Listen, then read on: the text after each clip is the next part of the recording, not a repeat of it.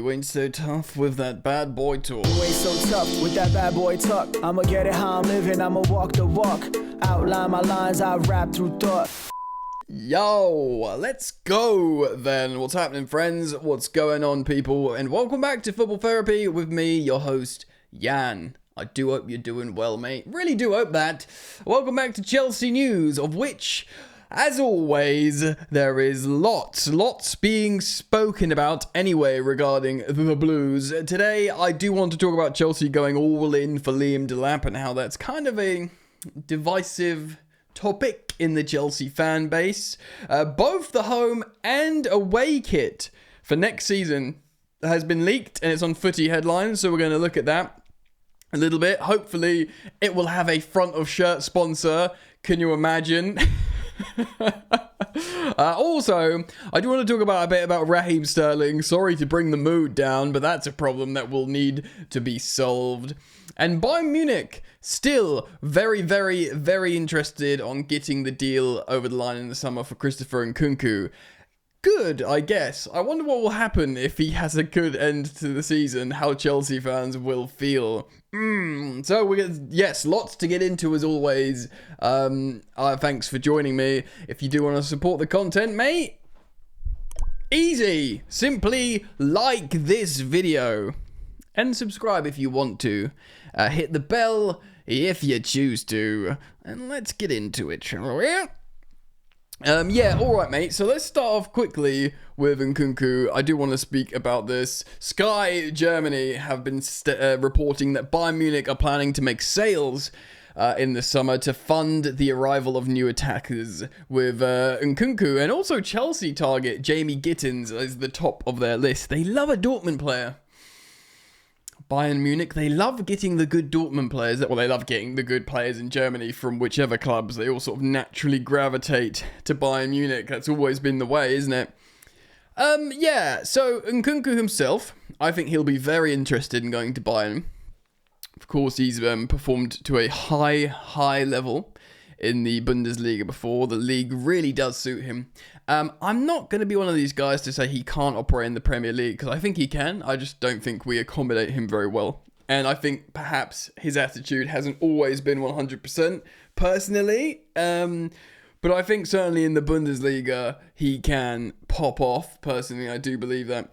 And that will be an alluring prospect to him because he'll win a bunch of titles if he's genuinely starting for Bayern Munich, linking up with Harry Kane on the regs.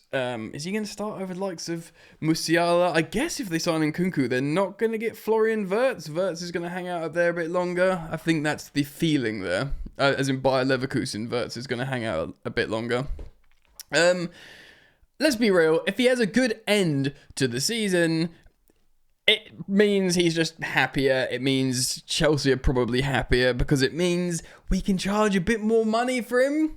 Cynical view, I know, but it's simply the way things are, guys. So Nkunku's still looking like he's very much going to go to Bayern Munich, but it will test the position of Chelsea fans, if he if he pops, he've obviously got a goal and assist, I know, against the very poor Southampton side.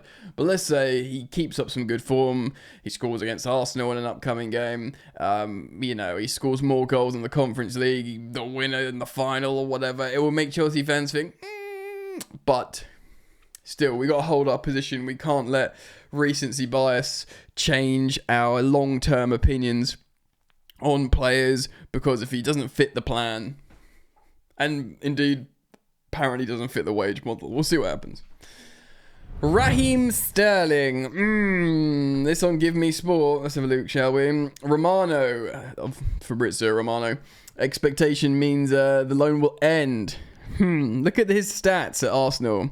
11 appearances, which puts him 17th in the squad. Wow.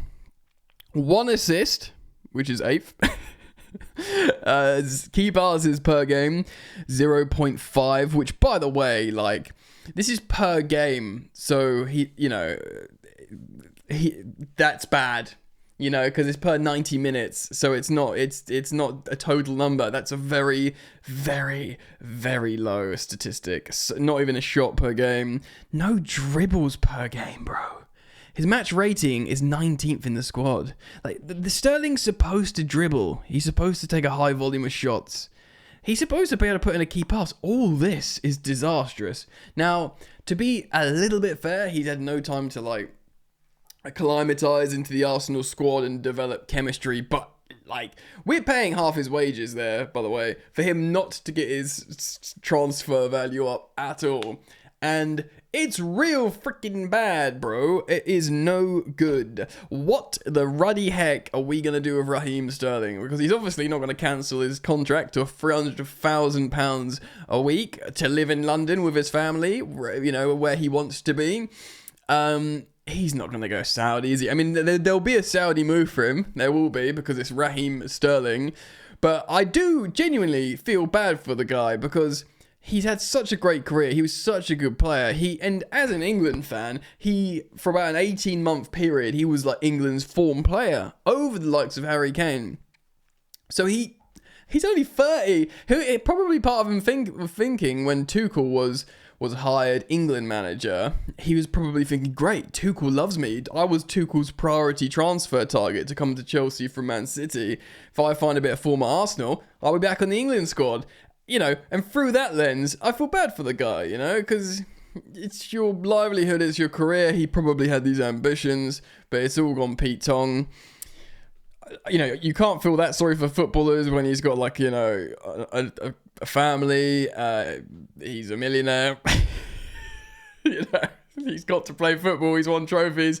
But yeah, I do have a degree of sympathy in that sense. But what are we going to do with him, man? Like, I guess, like, if he doesn't want to go to Saudi, if he wants to stay in Europe, maybe there's a move in Italy. I'm assuming he could play Champions League football for one of the Turkish giants, like maybe a Galatasaray or something, but it's going to be very, very interesting. Because ultimately, look, Sterling knows he's not going to play football for Chelsea. He just knows that. He knew that before, he knows that now. It's not like his time at Arsenal was going to convince the people at Chelsea. Actually, he's the guy for us. He knows he's not playing. So he will be having conversations with his agent from, like, now, really. Like, what are we going to do in the summer? And Chelsea need to sort out this problem, man. I hope he can go to, like, Italy, start for, like, a top 4 Italy side and just have a good time, because that's a well-trodden path, especially for Chelsea Englishmen. Yeah, we'll see what happens there. Alrighty then, so we're going to talk about Striker and look at the kits. A little reminder to those of you who are fans of the channel, Football Therapy merch, Goat Gang merch, but also Football Therapy themed merch is available on footballtherapy.shop. Some of you, well, lots of you are asking me over the years. It's been live for a little while now, so just to remind you, it's available if you want it. There should be products under the video as well. So what should we start on, Liam Delap or the kits? Maybe we'll end on Liam Delap because it's a big talking point. We'll look at the kits, shall we? So this is Footy Headlines, of course. They always get it right, man. So this is the next season's home kit. It's been leaked, as you can see. It's got a sort of pattern. I don't hate it, to be honest. Looking like first impressions, I mean, these always look bad. You know, the sort of mannequin modelled ones without anything. It looks a bit stretched and weird. And yeah, it's got a speed red on it, apparently. But as you can see here on the right-hand side, it's got that kind of pattern. If you look, I quite like the. It's got a collar. It's got a collar and this little trim bit. It looks here, and on the flanks that you could probably only see from the back, it's got that red on the white. I mean, it's fine, isn't it? Let me know what you guys think in the comments. I think it's passable as a home kit. It's not our worst, certainly not our best. If we get a cool looking sponsor. I know it sounds so like weird me saying a cool looking sponsor, because sponsors by nature are like a cynical, you know, not great part, an unsavory part of football, a necessary part. But there is a culture to like cool sponsors, you know, like Coors we had, and you know, Arsenal had a couple of ones I really liked, and Man United as well. So it is part of the culture. I mean, more than anything, it's just ridiculous how we don't have one. And of course, the away kit was leaked yesterday. So let's have a look at this. Now, This is testing me because I just don't know what to think. It's very different, and that's cool sometimes. It looks a bit more normal on a mannequin here. You can see like the body of the mannequin. It's kind of giving VHS. Do you know what I mean? Those of you of a vintage like me and older will know that, you know, those lines down like on VHS cases and the color scheme. And part of me, like a weird part of me, likes that. Of course, those lines going down the complete center of the kit, like they'll be hidden behind, again, hopefully a sponsor, which might even make it look kind of more cool with a motif in the middle. I think I like it. I don't know why. Like, it's weird, and you know, it's different, but it's kind of, I think it's kind of cool, and I can't explain why. Yeah. I mean, it's taken inspiration from this 1974-75 kit on the left here. I mean, how do you transcribe that to that? I mean, just the colours, I guess. I don't know. I think I like it. It's weird, it's different, and provided it's an away kit, I can sort of dig that. Do you know what I mean? Let me know what you think about that. We're going to talk about strikers now.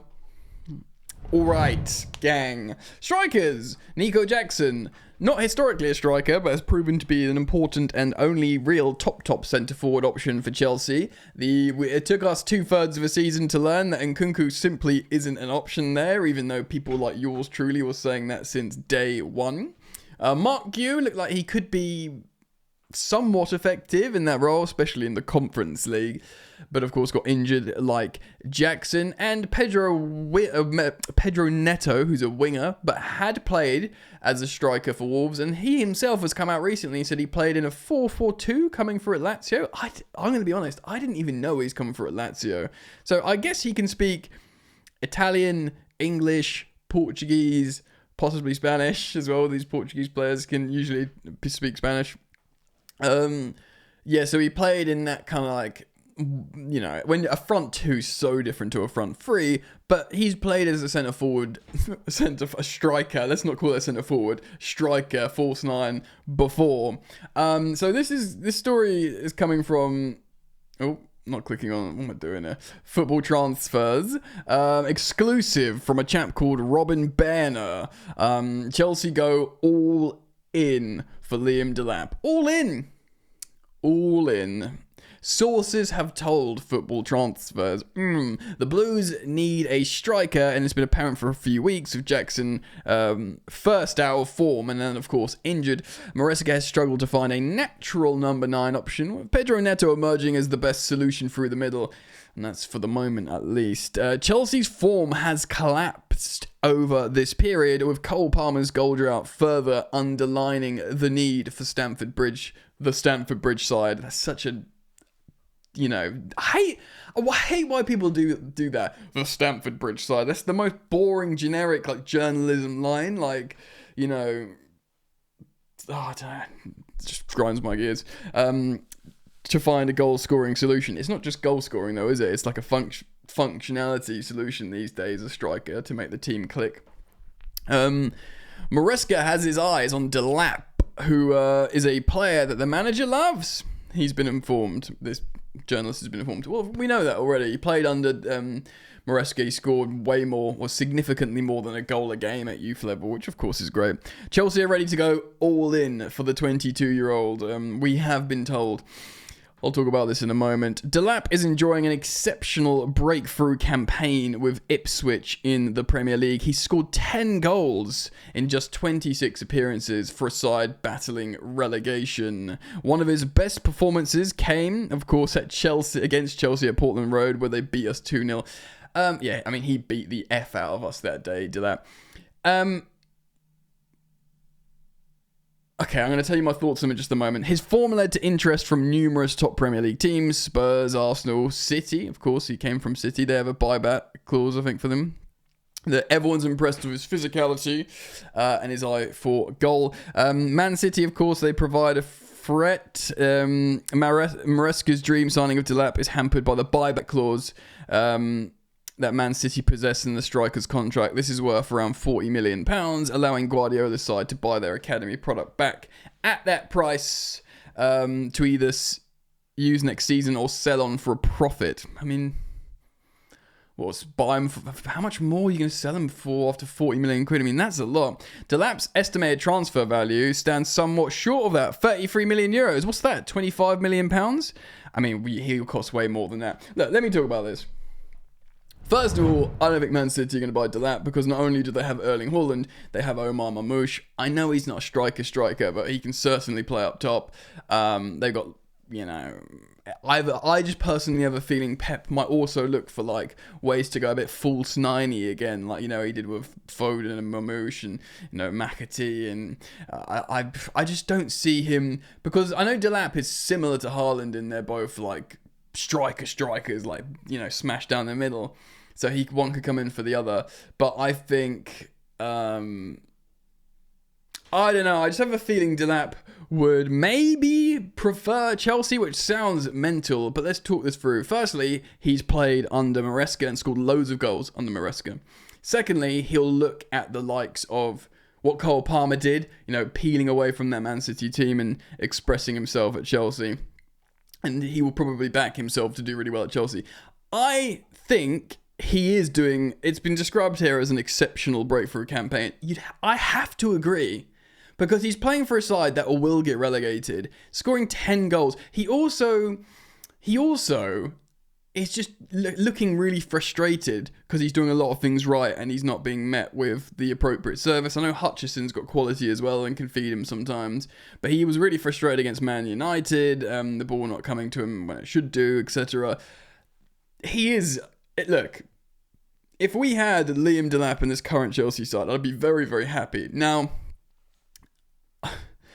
I understand why the hierarchy would look at him, and we'll talk about if Chelsea fans would accept him in just a second, because he'll be a low-cost option, he'll be a low-wages option, he'll be an option that they know is the perfect profile for the manager that they are backing. Not only because he suits the style and yada yada yada, but he's literally scored loads of goals under this manager before. Yes, it was youth level, but you transcribe his performances from youth level to Premier League football. He's 21 recently, or just turned 22. He's beating up centre-backs. And Maresca knows how to work him. There is a train of thought, a line of thinking that actually he's less risk than spying one of the victors. I don't think he's less risk than, an Alexander Isak, because Isak we've seen absolutely tear up the Premier League, tactically versatile. Just can do so many things, Isak. But if someone says to a Chelsea fan now, do you want to sign Victor Gyökeres or Liam Delap? 90% are saying Victor Gyökeres. But maybe like the people who are looking at the team, the profiling, the size of ego, the demands, the this, that, and the other, the ability, how the manager. There's basically a line of thinking that Liam Delap is actually an excellent solution.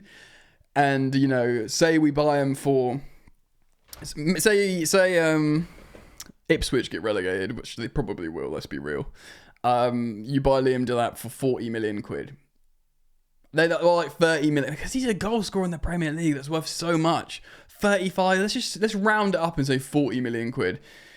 Osimhen, say you could go Osimhen for 65 million quid, which is not that much more. He's a Galactico, he's high profile, he's a title winner, he's an African icon, but his wages will be probably 3 times as much. We haven't seen him play in the Premier League. Does the ego only help or does it hamper problems? There's so much to consider here. And maybe you go, right, we signed Delap for this much. And what does that mean? Well, it means you can spend much more making sure you get a good goalkeeper, because goalkeepers are at a premium, and it means you can spend a bit more on getting that extra left back, this, that, and the other. I don't know. I personally... And maybe this is because, we're just sure. And because I'm a Jackson believer as well, I still think if Jackson's fit and in form, he's excellent. So him and another young striker pushing each other, getting better and better and better, could kind of work. I'm going to be real. I would be happy with, most of the strikers we're linked with.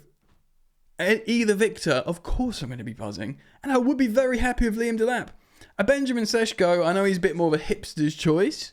But I'd probably prefer Delap over a Benjamin Sesko. But if we just signed Sesko, I'd be like, well, at least we got another striker. Do you know what I mean? Yeah, a couple, as provided a few positions get, catered or addressed, should I say, I'll be happy. Alright, let me know your thoughts. Please do leave them down in the comment section below. If you enjoy my commentary on Chelsea Football Club, why not subscribe? Hey, you're welcome here, my friend. Alright then, enjoy the football, if there is any. Peace.